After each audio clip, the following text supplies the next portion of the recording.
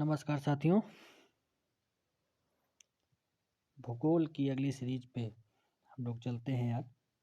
पिछली वाली सीरीज पर हम लोगों की चर्चा हुई थी उत्तर के पर्वतीय जो क्षेत्र हैं, उत्तर के पर्वतीय क्षेत्रों पे हमने एक ओवरव्यू देखा था। तो आज हम जो चर्चा करेंगे वो हम चर्चा करेंगे उत्तर के विशाल मैदान के बारे में, और साथ में थोड़ा सा देखेंगे तटीय मैदान के बारे में। मैं चाहता हूँ कि मैदान हमारे एक साथ ही कंप्लीट हो जाए, तो उस पर एक ओवरव्यू देखेंगे, उसको समझेंगे कि आखिर मैदानों का निर्माण कैसे हुआ और क्या क्या उसकी विशेषताएं हैं वगैरह वगैरह आज हम इसमें समझेंगे। ठीक है दोस्तों, ठीक है, आगे चलते हैं।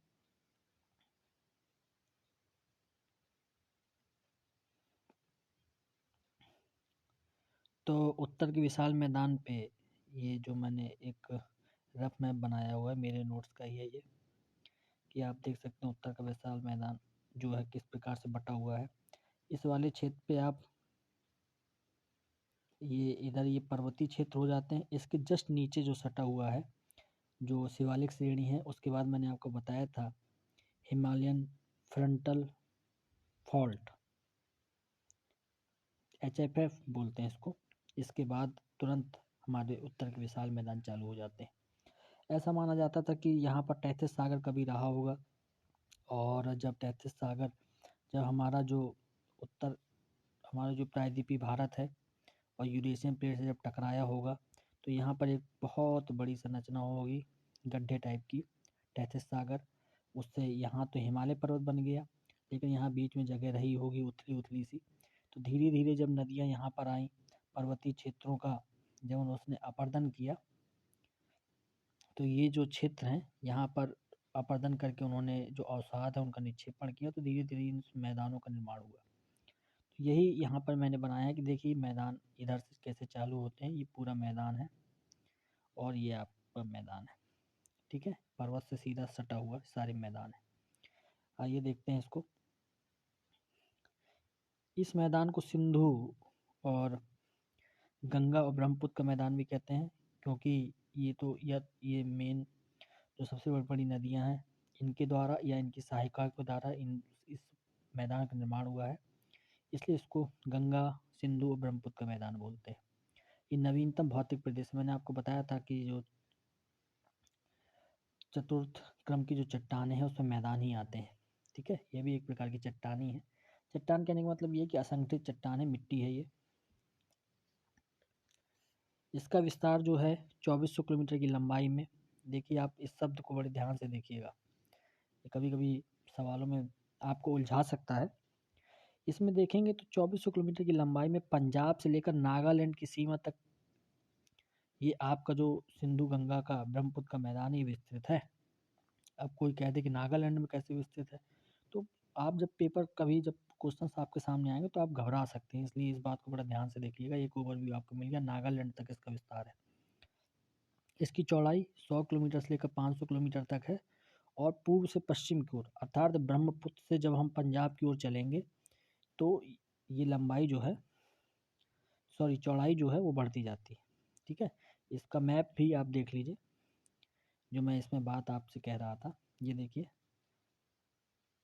इधर पे मैदान पतला है, ब्रह्मपुत्र का मैदान नागालैंड तक ये पूरा यहाँ तक ये ऐसे विस्तृत है।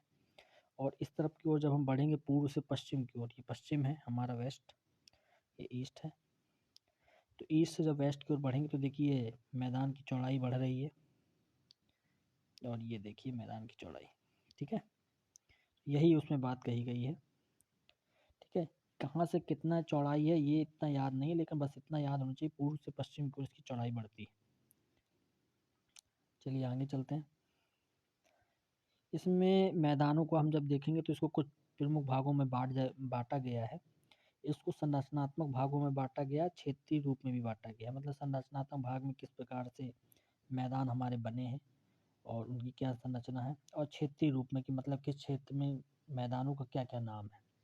ठीक है, तो पहले संरचनात्मक रूप में इसका जो विभाजन किया गया है, देखिए नदियाँ जब पहाड़ों से निकली ये, तो सबसे पहले जो पहाड़ों से बड़े बड़े जो उसने अपर्दन द्वारा पत्थर लाए हुए होते हैं वो इधर छोड़ देते हैं। इस मैदान को जो बड़े बड़े पत्थर होते हैं छोड़ देते हैं, इसको भाबर बोलते हैं। इसके बाद जो छोटे छोटे जो अपने साथ अवसाद लाते हैं उसको तराई बोलते हैं। इसके बाद बांगर और खादर। ठीक है, ये टेक्निकल शब्द थोड़ा समझ लीजिए। बांगर क्षेत्र वो क्षेत्र होते हैं जहाँ कभी नदी पहले बहती रही होगी, लेकिन अब वर्तमान में वो केवल मैदान है, वहाँ पर नदी का पानी नहीं जाता है। कहने का मतलब है अब नदी का बाढ़ का पानी वहाँ तक नहीं जाता। आपको समझाता हूँ इसको। जैसे ही नदी बह रही है, मान लीजिए बाढ़ जब आ जाती है तो ये इधर तक पहुँच जाता है पानी इसका, इस तरफ दोनों तरफ इधर इतना फैल जाता है, तो ये सब खादर का मैदान कहलाएगा। लेकिन इधर पे भी मैदान है, इधर खेती वेती होती है, तो इसको कहेंगे बांगर का मैदान। ठीक है, क्योंकि यहाँ कभी नदी रही होगी, उसने अपने अवक्षेप छोड़े होंगे, लेकिन अब यहाँ नदी का पानी नहीं पहुँचता है, इसलिए ये बांगर हो जाएगी और ये खादर का मैदान हो जाएगा। ठीक है, तो यही टेक्निकल शब्द है बांगर और खादर। और भाबर, ये बड़े बड़े जो ईंट पत्थर हैं, ये आप देख रहे हैं, यहाँ पर जब नदी लाती है तो नदी इन ईंट पत्थरों के नीचे से बहना चालू कर देती है, यानी एक प्रकार से यहाँ से नदी विलुप्त हो जाती है ऐसे अंदर से, और तराई वाले क्षेत्रों में दोबारा से ऊपर वो सतह पर आती है। हालांकि नदी है नीचे, लेकिन इतने बड़े बड़े ईंट पत्थर होते हैं तो इसी से अंदर अंदर वो अपना बहाव करती रहती है और तराई में उभर कर सामने आती है। तो तराई जब जो मैदान तराई जो क्षेत्र होते हैं वो ज़्यादातर दलदली क्षेत्र होते हैं। मलेरिया है, बड़ा गहन जंगल टाइप का होता है, दलदली क्षेत्र होता है। यहाँ कई प्रकार की बीमारियाँ आपको देखने को मिलेंगी। इसलिए आपने देखा होगा कि हिमालय के तलहटी में जब जाते हैं तो वहाँ पे कई प्रकार की बीमारियाँ रहती हैं दलदली क्षेत्र में। ठीक, आगे बढ़ते हैं। भाबर प्रदेश जो मैंने आपसे बोला, जो समझाया, वही चीज़ है। जब नदी शिवालिक श्रेणी से निकलती है तो उसके साथ बड़े बड़े ईंट पत्थर आते हैं, इनको जलोढ़ बोलते हैं। ठीक है, पर्वत के पादों पर पहुँचती है, बड़े आकार के पत्थरों का निक्षेपण करती है। इन पत्थरों की पारगमता अधिक होती है, मतलब इन्हीं के नीचे से तो अतः छोटी नदियाँ जो हों सतह पर प्रवाहित ना होकर इन पत्थरों के नीचे से प्रवाहित होती हैं, अर्थात यहाँ छोटी नदियाँ सतह से विलुप्त हो जाती हैं। ठीक, जो मैंने आपसे बोला भाबर प्रदेश में नदियाँ गायब हो जाती हैं। तराई प्रदेश में ही नदियाँ वापस आ जाती हैं। निक्षेपित अवसादों का आकार यहाँ भाबर क्षेत्र की तुलना में छोटा हो जाता है, छोटे छोटे ईंट पत्थर होते हैं, और यहाँ नदियाँ पुनः सतह पर आ जाती हैं। ढाल मंद होने के कारण नदियों का जल फैलकर दलदल का निर्माण करता है और ये वनों से ढका रहता है, किंतु वनों को काट कृषि भूमि का विस्तार यहाँ पर किया जा रहा है। यह क्षेत्र मलेरिया ग्रस्त क्षेत्र है। ठीक है, अब मलेरिया ग्रस्त समझ रहे हैं, जब दलदल है, मच्छर पैदा होंगे वहाँ पर, इस प्रकार से बहुत सारी बीमारियाँ वहाँ रहती हैं दलदली क्षेत्र वाली। अब जो मैंने आपसे बताया बांगर वाली बात, ये पुराने जलोढ़ वाली बात है, जहाँ पर अब बाढ़ का पानी नहीं पहुँच पाता। ठीक है, अगर ऐसे क्षेत्र जहाँ पर कंकड़ युक्त सतह का उभार हो जाता है, मतलब मान लीजिए वहाँ मिट्टी है, बहुत समय से वहाँ लोग रह रहे हैं, धीरे धीरे मिट्टी की परत छट जाती है, कंकड़ कंकड़ से दिखने लगते हैं, मिट्टी भी है कंकड़ भी है, तो अगर ऐसे कंकड़ युक्त सतह का उभार हो जाता है तो इसको भूड़ बोलते हैं। ठीक है ना, ये भूड़ शब्द है, तो याद रखिएगा ये बांगर से संबंधित शब्द है। और इसमें कुछ चीज़ें दी हुई हैं। बांगर मृदा के कुछ क्षेत्रों में अत्यधिक सिंचाई के कारण ऊपरी जो परत है, बहुत सिंचाई होगी तो ऊपरी परत छटने लगती है, तो उसमें लवड़ों की सफ़ेद परत जम जाती है, जिसे रेह या कल्लर या ऊसर कहा जाता है। ठीक है, और इस पे अगर जिप्सम का प्रयोग करेंगे तब ये जो समस्या है, वाइट पट्टी जो जम जाती है, लेयर जम जाती है मिट्टी के ऊपर, तो उसकी समस्या को कम किया जा सकता है। ये पेपर में पूछा जाता है जिप्सम का प्रयोग कहाँ किया जाता है, तो लवणीयता को कम करने के लिए किया जाता है मिट्टी की। ये पंजाब में आपने देखा होगा समस्या बहुत है, क्योंकि वहाँ खाद का प्रयोग बहुत होता है, सिंचाई का प्रयोग बहुत होता है, तो ऊपरी परत मिट्टी की छट जाती है, तो ये सब समस्याएं वहाँ आने लगती हैं। अब खादर की बात करते हैं। खादर नवीन मृदा होती है, बाढ़ जब आती है तो उसके साथ मृदाएँ आती हैं, और बाढ़ का पानी जहाँ तक पहुँचता है वो खादर का पानी है, सॉरी वो खादर मृदा है। इसे नवीन मृदा का निर्माण होता है। इस क्षेत्र में मृदा का वर्तमान में भी जारी है, क्योंकि जो अवसाद वो नदी लेकर आ रही होती है तो यहाँ निक्षेपित करती रहती है। इस क्षेत्र को बेट कहा जाता है। ठीक है, उसको भूड़ और ये बेट, बेट किससे संबंधित है, खादर से संबंधित। ठीक है, पंजाब में खादर क्षेत्र को बेट कहा जाता है। तो आप समझिएगा खादर और बेट, बेट खादर से संबंधित है और भूड़ जो शब्द है वो बांगर से संबंधित है। आगे चलते हैं। डेल्टा क्षेत्र में जो मैदान होते हैं, जब नदी समुद्र के समीप पहुंचती है तो अपने अवसादों को छोड़ देती है, तो निक्षेप वहाँ पर जो छूट जाते हैं तो ये डेल्टा का मैदान का निर्माण करते हैं। गंगा ब्रह्मपुत्र नदी विश्व की सर्वाधिक बड़ी डेल्टाओं में से एक का निर्माण करती है, जिसे सुंदरबन डेल्टा कहते हैं। सुना होगा आपने नाम बहुत। ठीक है, मान लीजिए ये हमारे भारत की सीमा है, ये गंगा नदी आई, यहाँ से ब्रह्मपुत्र आई तो अपने साथ अवसाद लेकर आई, ये समुद्र है। तो यहाँ पर वो इस वाले क्षेत्र पे अवसादों का निक्षेपण कर देती है, तो तटीय मैदानों का निर्माण होता है, खेती होती है यहाँ पर। तो ये डेल्टाई क्षेत्र है, यहाँ डेल्टाई मैदान बनते हैं। आगे चलते हैं। संरचनात्मक हमने पार्ट तो पढ़ लिया, अब इसका क्षेत्रीय विभाजन थोड़ा सा देख लेते हैं उत्तर के विशाल मैदानों का। मैंने जैसे आपको बताया कि अगर थोड़ा सा हम मैप समझें तो यहाँ आपने देखा होगा राजस्थान का मैदान है, यहाँ पंजाब हरियाणा का मैदान है, और ये गंगा का पूरा मैदान है। तो ये ऊपरी गंगा हो गई, मिडिल गंगा हो गई, निचली गंगा का मैदान, इस वाले क्षेत्र में ब्रह्मपुत्र का मैदान है। तो ये हो गया क्षेत्र वाइज इसका डिवीजन। ठीक है, वही क्षेत्रीय विभाजन इसको कहते हैं। तो यही इसमें मैंने बांटा है। राजस्थान में मैदान दो भागों में है, एक मरुस्थल और एक राजस्थान बांगर। मरुस्थल इसलिए कभी क्योंकि अब वहाँ कुछ नहीं होता है, मरुस्थल है। मरुस्थल की परिभाषा क्या होती है? मरुस्थल की परिभाषा होती है अगर किसी वर्ष में 25 सेंटीमीटर से कम वर्षा हो रही तो मरुस्थल कहलाएगा। ठीक है,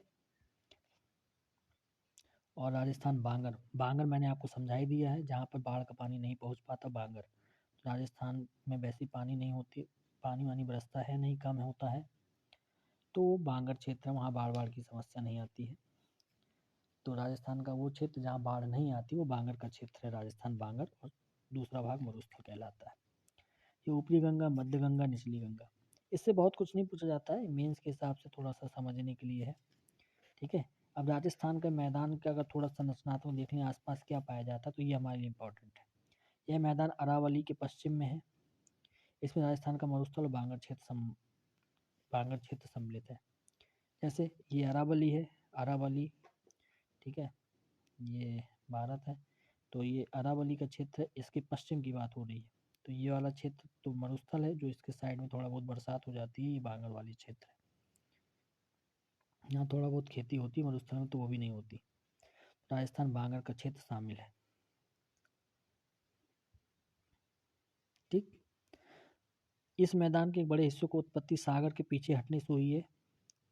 अब सागर यहाँ क्यों था ये देखने के लिए तो ये देखना पड़ेगा, यहाँ पर सांबर झील मिलती है नमक के लिए, डिडवाना झील है, इसमें ये भी नमकीन खारी झीलों में से है। ठीक है, इसमें यहाँ साल्ट वाटर मिलता है, साल्टेड वाटर, ठीक है ना, ब्रैकिश वाटर भी बोलते हैं इसको। ठीक है, लवणीयता इसमें थोड़ा जल में मिलती है ज़्यादा, खारापन मिलता है। तो ये माना जाता है कि समुद्र यहाँ कभी रहा होगा, यहाँ कभी समुद्र रहा होगा, लेकिन समुद्र यहाँ पीछे की ओर हट गया, क्योंकि ऐसा माना जाता है कि ये वाला हिस्सा थोड़ा सा उठा हुआ हिस्सा है, तो यहाँ से समुद्र पीछे की ओर चला गया।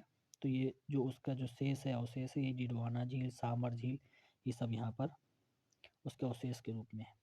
यहाँ पर प्रवाहित होने वाली सबसे प्रमुख नदी जो है लूनी है, इसकी सहायका बांदी सुक्की जवाई है। ये उतना इम्पोर्टेंट नहीं है, ये याद रखिएगा, नदी जो यहाँ पर बहती है वो लूनी नदी है। आगे देखते हैं।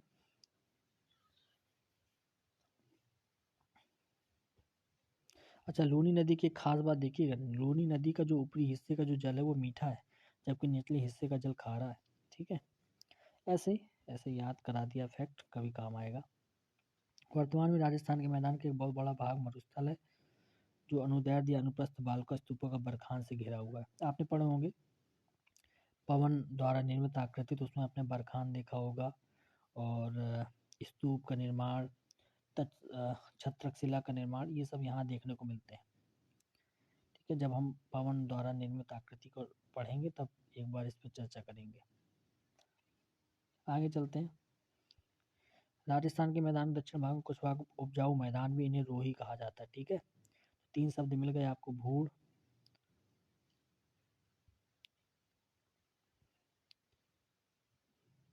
ठीक है, बेट और रोही, ठीक है, ये आपके पंजाब से संबंधित है। ये भोर आपके उस बांगर वाले क्षेत्र से संबंधित है। और रोही जहाँ मैदान में थोड़ी बहुत खेती हो सकती है, राजस्थानी मैदान में, वो रोही कहलाते हैं। मरुस्थल में स्थानांतरित होने वाले बाल का स्तूप धरियन कहे जाते हैं। ये उतना इम्पोर्टेंट नहीं है। ये जब हम स्तूप पढ़ेंगे, पवन की आकृति जब पढ़ेंगे, पवन से क्या क्या निर्माण होता है, तब इनको दोबारा से देखेंगे। रेगिस्तानी भागों पर्वतों से घिरे हुए द्रोणी या बेसिन को बाल्सन कहा जाता है। ठीक है, इधर भी पर्वत है, इधर पर्वत है, तो थोड़ा बहुत पानी इकट्ठा यहाँ अंदर हो जाता है, ये द्रोणी टाइप का बन जाता है। ठीक है, ये बेसिन है, इसको बाल्सन कहते हैं। इसमें छोटी छोटी नदियाँ गिरती हैं, इससे बाल्सन जल एकत्रित होता है, अल्पकालिक झीलें निर्मित होती हैं। जब जल सूख जाता है तब बाल्सन की तली में सिल्ट और नमक के निक्षेप के कारण तली समतल एवं ऊंची हो जाती है, जिसे प्लाया कहा जाता है। तो प्लाया कहाँ मिलता है? राजस्थान में मिलता है, ये पूछा जाएगा आपसे केवल। ठीक है ना, प्लाया क्या होता है ये मैंने आपको समझा दिया, लेकिन प्लाया मिलता कहाँ है? राजस्थान में। आगे चलते हैं। अरब के मरुस्थल में इन्हें खबारी और ममलाहा, सहारा में इन्हें सट्ट कहा जाता है। ये नहीं, उतना ज़्यादा इंपॉर्टेंट नहीं है। अधिक नमक वाले प्लाया को सैलिनास कहा जाता है। ये शब्द इसी संबंधित है, लेकिन सबसे इम्पोर्टेंट जो इसमें शब्द है वो प्लाया है, यही आपको याद रखना है। आगे चलते हैं। मैंने जैसे बताया पंजाब हरियाणा का मैदान देखें। पंजाब हरियाणा के मैदान में आप यहाँ पे कई 5 नदियों का जल है, ठीक है, इसलिए पंजाब बोलते हैं। इसकी पूर्वी सीमा यमुना नदी निर्धारित करती है, यही यमुना। और जो दक्षिणी वाली ये इंडस है ये। ठीक है, तो अब इसके कुछ नाम हैं, वो मैं अभी आपको बताऊंगा। ठीक है, इस बार आप इसको मैप को देख लीजिए। पहले इसको देखिए, ये इंडस,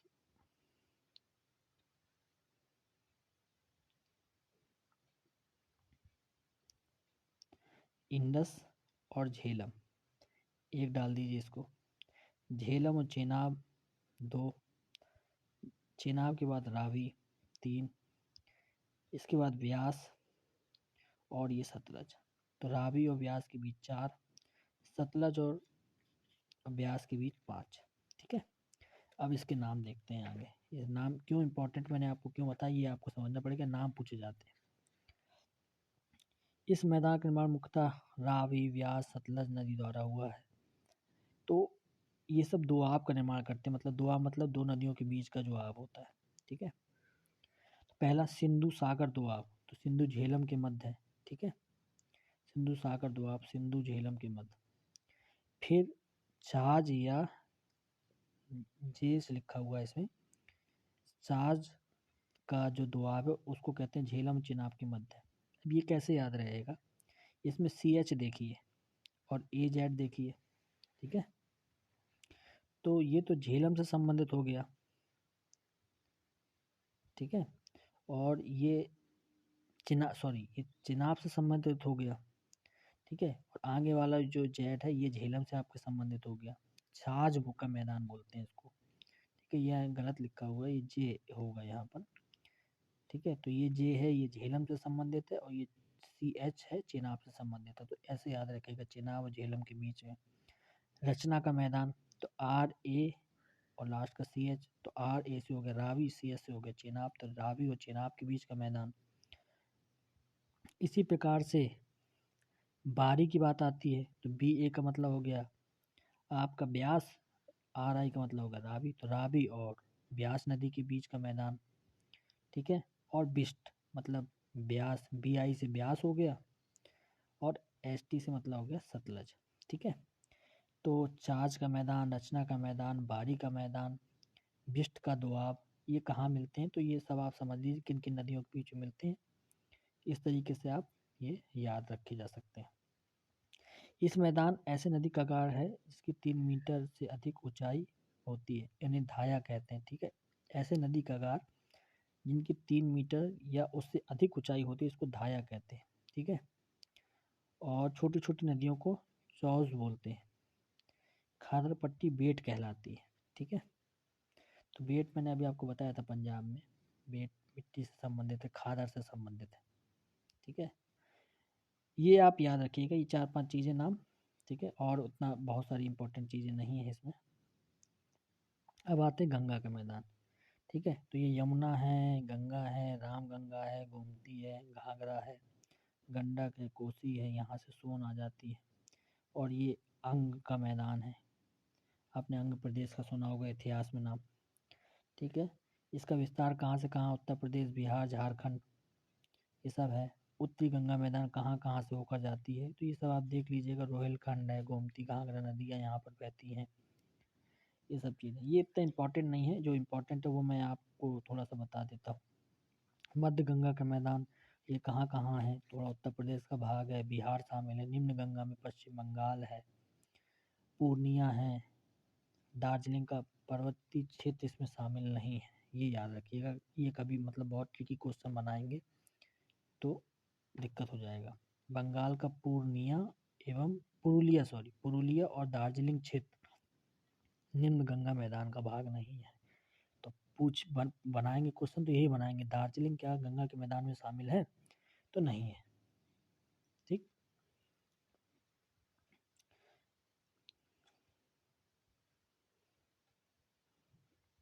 डेल्टाई क्षेत्र में निम्न भूमियां जो जल से भरी रहती है उन्हें बील कहते हैं। तो बील शब्द कहाँ है, जो डेल्टाई क्षेत्र में निम्न भूमियां जल से भरी रहती है, मतलब डेल्टाई क्षेत्र में जो दलदल टाइप का भाग होता है वो बील है। अब आगे चलते हैं ब्रह्मपुत्र का मैदान। ब्रह्मपुत्र के मैदान में भी यही बात है। यह हिमालय पर्वत, मेघालय पठार के बीच में स्थित लंबा सकरा मैदान है और साधु के जमाने के कारण कहीं कहीं द्वीपों का भी निर्माण हुआ है, ठीक। असम में शिवसागर और जोरहट के बीच विश्व का सबसे बड़ा नदी द्वीप माजुली स्थित है। माजुली नाम याद रखिएगा,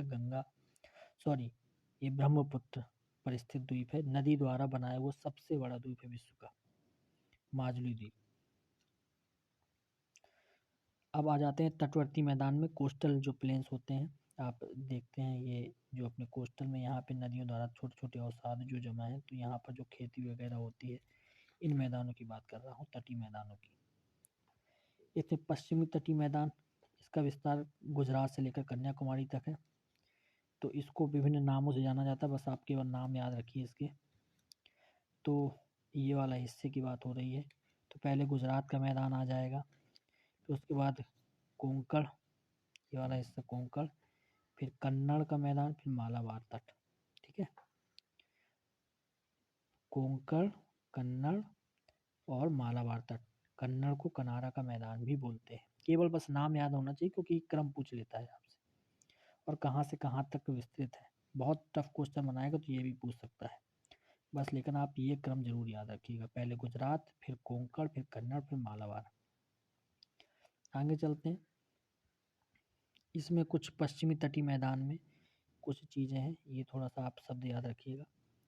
इसका अधिकतम चौड़ाई गुजरात में पाई जाती है, और कन्नड़ का तटीय मैदान सर्वाधिक सकरा है, ठीक है, मतलब पतला है बहुत, चौड़ाई इसकी बहुत कम है। मालाबार तट पर लैगूनों की अधिकता है, सबसे ज़्यादा लैगून मिलते हैं वहाँ पर। स्थानीय भाषा में इनको कयाल कहा जाता है, ठीक है। कयाल किन्हें कहा जाता है, लैगूनों को कहा जाता है। कहाँ है मिलते हैं, मालाबार तट के पास जो आपको लैगून मिलते हैं उनको कयाल कहते हैं। इस मैदान में नारियल, सुपारी, गर्म मसाले, केला, चावल आदि की कृषि खूब होती है। इसी प्रकार से पूर्वी तटीय मैदान देख लेते हैं। पूर्वी तटीय मैदान देखिए कहाँ से कहाँ तक है। ये मैदान स्वर्ण रेखा नदी से लेकर कन्याकुमारी तक विस्तृत है। ये तटीय मैदान पश्चिमी तटीय मैदान की तुलना में अधिक चौड़ा है। ये फैक्ट याद रखिएगा, कभी पूछ लेता है ये वाला मैदान और इस वाले मैदान में जो पश्चिमी तट है और पूर्वी तट है, पूर्वी तट वाला मैदान जो है पश्चिमी तट की तुलना में ज़्यादा चौड़ाई वाला है, ठीक। इसमें नदियों द्वारा अवसाद का जमाव है, इसलिए निम्न भागों में बांटा जा सकता है। महानदी से कृष्णा नदी तक इस तटीय मैदान को उत्तरी सरकार कहते हैं, ठीक है। ये वाला भाग उत्तरी सरकार कहलाता है, महानदी से लेकर कृष्णा नदी तक, ठीक है, ये उत्तरी सरकार कहलाएगा।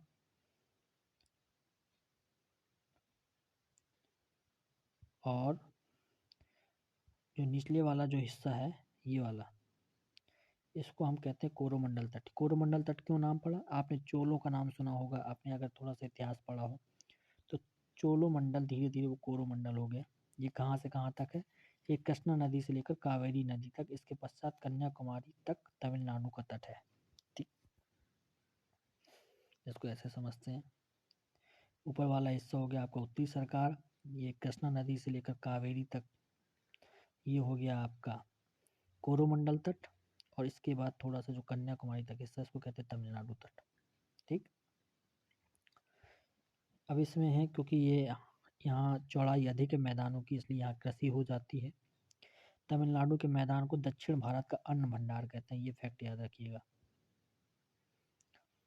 विशाखापट्टनम उत्तरी सरकार तट पर स्थित एक बंदरगाह है, जो भारत का सबसे गहरा बंदरगाह है। एक ये फैक्ट याद रखिएगा।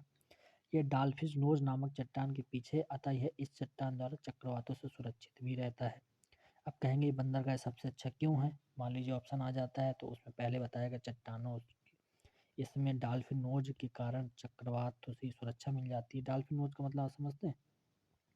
थोड़ा सा बता देता हूँ आपको। जैसे ये है, ठीक है, यहाँ मान लीजिए विशाखापट्टनम है, तो इसको थोड़ा जूम करके देखें तो विशाखापट्टनम के पास ऐसे करके पूरा ऐसे बना, तो ये विशाखापट्टनम है, तो ये डॉल्फिन नोज जैसे ही नोज निकली हुई है, तो चक्रवातों से इसको सुरक्षा मिल जाती है, तो बंदरगाह सुरक्षित भी हो जाता है और गहरा भी है, और इससे अच्छी बंदरगाह के लिए स्थिति कोई हो नहीं सकती, इसलिए बहुत इंपॉर्टेंट बंदरगाह है विशाखापट्टनम का। उड़ीसा में भारत की सबसे बड़ी जो झील है चिल्का झील स्थित है, जबकि कोल्लेरू और पुलिकट आंध्र प्रदेश में स्थित है। ये झील का नाम याद रख लीजिएगा, बड़ा काम आएगा जब हम रामसर की साइड पढ़ेंगे, झीलों के बारे में पढ़ेंगे, तो फिर वहाँ पर इनके बारे में विस्तार से जानेंगे। ठीक है, और ये एक इम्पॉर्टेंट बात है, फैक्ट, दोनों ही तटों पर निमज्जन और उत्थान के साक्ष्य मिलते हैं, मतलब दोनों ही जो तट हैं या तो उनका कभी उठान हुआ है या वो उनका धंसा हुआ है। ठीक है, समय समय पर जैसे भारत की प्रायद्वीपीय भारत की जब चट्टान यूरेशियन प्लेट से टकराई होगी, तो टक्कर से ये वाला हिस्सा टूटा होगा और ये वाला हिस्सा उठा होगा। ठीक है, तो ये क्रम चलता रहता है, ये धंसा होगा, तभी आपने देखा होगा कि नदी ज़्यादातर जो अपने बंगाल की खाड़ी में आकर गिरती हैं, क्योंकि इसी तरफ ढलान है। चलिए आगे चलते हैं। हाँ, ये लास्ट पेज था। ठीक है, तो मैंने आपको इसमें बताया कि उत्तर के विशाल मैदान को संरचनात्मक भाग क्या है, फिर उसको विभिन्न प्राकृतिक प्रदेशों में कैसे बांटा गया है। ठीक है, इस पर चर्चा हुई, फिर मैंने कुछ बताया भूड़ क्या है, रोही क्या है, बेट क्या है, प्लाया शब्द क्या है, बयाल किसे कहते हैं। ठीक है, लेगून जो है मतलब छोटी छोटी जो पानी जहाँ जमा हो जाता है, खारी झील उनको लेगून बोलते हैं, उथली झील वो भी लेगून कहलाती हैं। तो लेगूनों को मालाबार तट क्या है, कोंकण तट क्या है, ये सब थोड़ा थोड़ा हमारी चर्चा हुई। ठीक है, अब आगे की जब हम बात करेंगे तो अब हम आगे पर्वतों की चोटियाँ वगैरह पढ़ेंगे। पर्वतों की चोटियाँ प्रायद्वीपीय जो भारत है उसमें पर्वतीय क्या है, प्रायद्वीपीय भारत पे अब जाकर विस्तार हम लोग प्रायद्वीपीय भारत को अब पढ़ेंगे, तो उसमें देखेंगे पर्वतों का, पठारों का क्या स्थिति है, उसमें कौन बड़ी बड़ी चोटियाँ हैं, जो हमसे सवाल पूछे जाते हैं, दक्षिण भारत की सबसे बड़ी चोटी कौन सी है, इस टाइप की बात को हम समझेंगे। ठीक है, चलिए बहुत बहुत शुक्रिया, धन्यवाद, थैंक यू।